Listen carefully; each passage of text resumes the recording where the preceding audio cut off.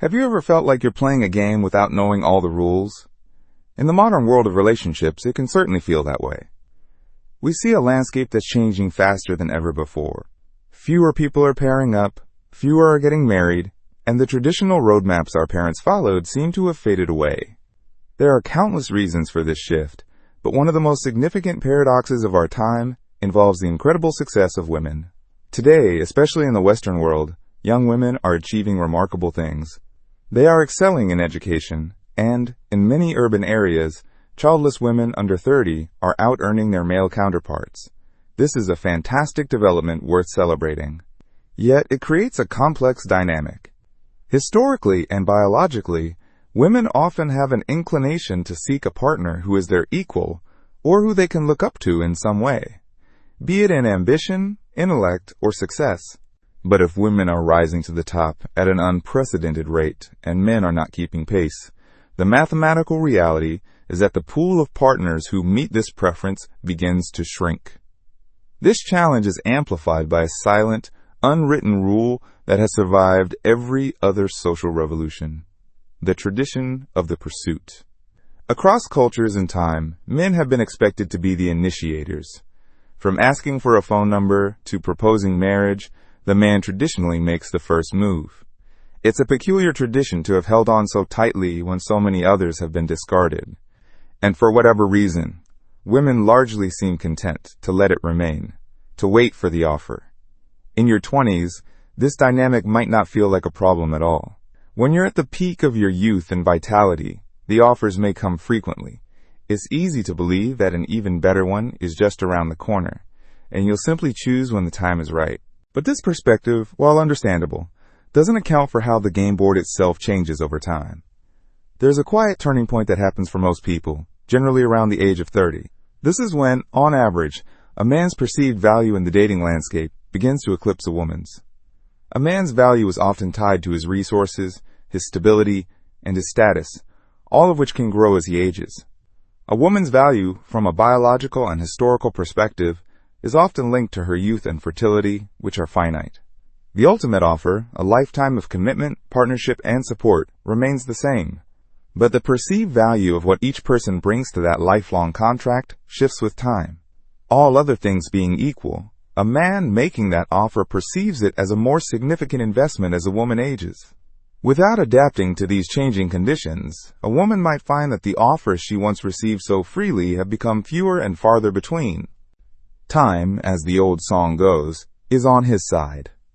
When you consider all these factors, the drive for an equal or better partner, the shrinking pool of such partners, the shifting dynamics of age, and the tradition of waiting for an offer, you realize that the game can't go on forever.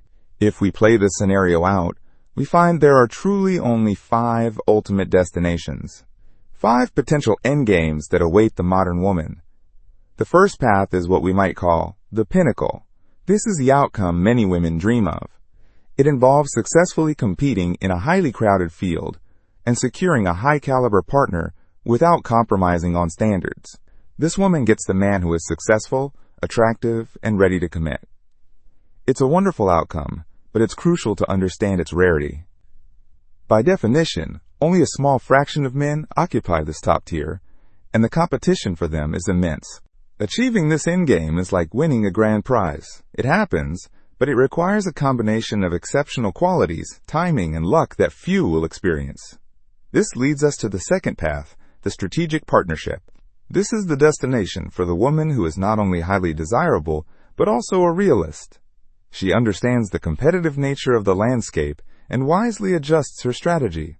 She might decide to commit earlier than planned to an excellent partner, rather than holding out for a perfect one that may never materialize. She plays the game with intelligence and foresight, recognizing that a great opportunity in hand is worth more than a hypothetical perfect one in the future. She secures a high-quality man because she understands the market and makes a smart, timely decision. Now, we move to a path that is becoming increasingly common, the path of independence. This is the woman who maintains her high standards and, rather than compromise, chooses to remain unpartnered. Many women on this path lead incredibly full and successful lives. They build powerful careers, cultivate deep friendships, and travel the world. In their 20s and early 30s, This life can feel liberating and deeply fulfilling. The potential downside often doesn't reveal itself until later. Statistics show that the vast majority of women who end up childless did not actively choose that path. It was an unintentional consequence of life's trajectory. This is especially true for the most successful and educated women, the very ones who excelled in their youth. They worked hard for their success, so why should they settle for a partner who doesn't complement it? It's a fair question, but the consequence is that they may inadvertently price themselves out of the market for partnership and family, a reality that can bring regret in their later years. Next is the fourth outcome, the 11th hour decision. This path is often taken when the desire for a family or the deep-seated need for companionship becomes urgent. Time is running out, and the priorities that once guided her choices, like career ambition or finding a soulmate, are replaced by the pressing desire to build a life with someone. A woman on this path may find herself committing to a man she would have overlooked in her younger years. It's not necessarily a story of desperation, but one of radically shifted priorities, where the comfort of partnership outweighs the criteria of a long-held ideal. It's a pragmatic choice made when the window of opportunity feels like it's closing. And that brings us to the fifth and, by far, the most common endgame. We can call this the pragmatic union. This is the destination for more than half of all women. In this scenario, a woman ends up with the relationship she wants, commitment, stability, a family, but not necessarily with the man she once dreamed of. She partners with a good, reliable man who was willing to offer that commitment when the top-tier men she preferred were not.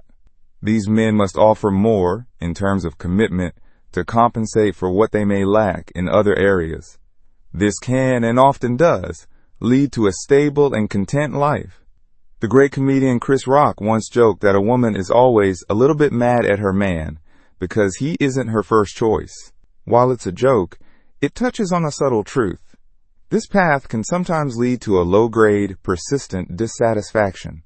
The woman may build a perfectly good life, but she is always aware that she settled for the sensible option over the one that truly excited her. She didn't get the designer handbag she coveted, but she has a sturdy, reliable one that carries everything she needs. So where does this leave us? At the end of the day, most women will find themselves in a perfectly serviceable union, and there is no need for panic. These 5 paths represent the approximate distribution of outcomes based on the current state of play. This entire dynamic, however, hinges on one critical variable: women's continued reluctance to make the offer. If and when women begin to initiate, to ask for dates, to drive the courtship, to propose, the game will change entirely. But until then, the landscape is what it is.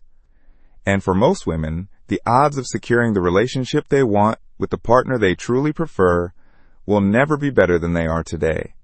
The most important thing is to be aware of the game you're in, to understand the role that time plays, and to make your choices with intention. Because failing to plan is simply planning to fail.